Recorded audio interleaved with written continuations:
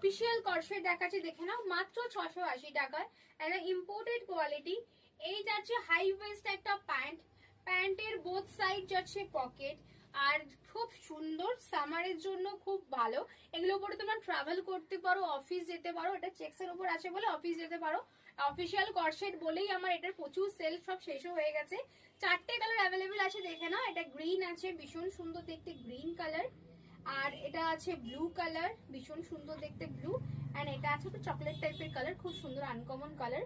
সাইজটা একটু বলে দিই, সাইজ বুকিং করবে 38, 40, 42, 44, 46, 48 অব্দি বাটন বন্ধ করেও করতে পারবে।